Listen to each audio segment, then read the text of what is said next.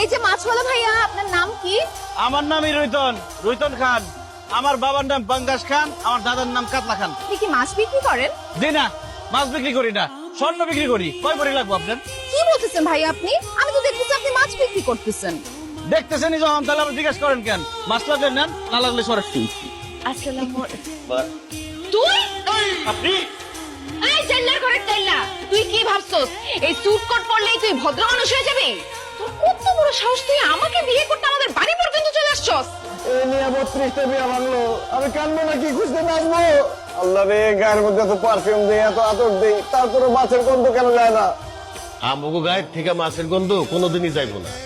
আর এটা আমগো খানদানি ব্যবসা না। সুইট এগুলো কি বলতেছে? তুমি সত্যি জেলে তুমি মাছ বিক্রি করো? মিথ্যা কথা বলতেছে। আমি জেলে হইতে যাবো কোন দুঃখে?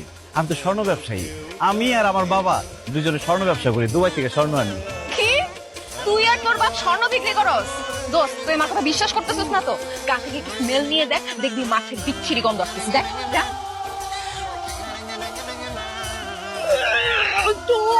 মাই গড, তুই তো সত্যি কথাই বলছিস। এই দোকান এখন বন্ধ করো, নাইলে আমি কিন্তু ভাঙা করে ফেলাম। কেন? আমার মাছের দোকান থাকবি কেন? আমার বিয়ার বয়স হয়ে গেছে, এখন আমার বিয়া করতে হইব। এই মাছের ব্যবসা যতদিন থাকবো, এতদিন আমি বিয়াও করতে পারবো না, সংসারও করতে পারবো না। এই কই হইব না, আমি তো তোর বিয়ে ঠিক করে ফেলাইছি। ঠিক আছে আব্বা, সত্যি আমার বিয়া ঠিক করে ফেলাইছো? এই যে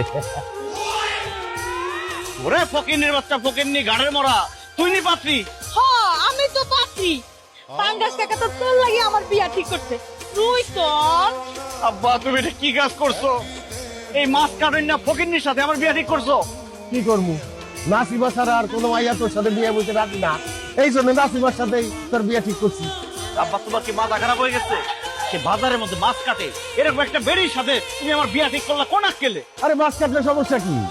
মনে কর আমাকে ব্যবসার একটা বাইরে গেল, আরে আমরা বাপ বেটা মাছ বিক্রি করলাম, আর নাসিমা মাছ খাইতে দিল, মাছ বিক্রির টাকা আর কাটার টাকা দুইটাই আমাকে তাইকা গেল।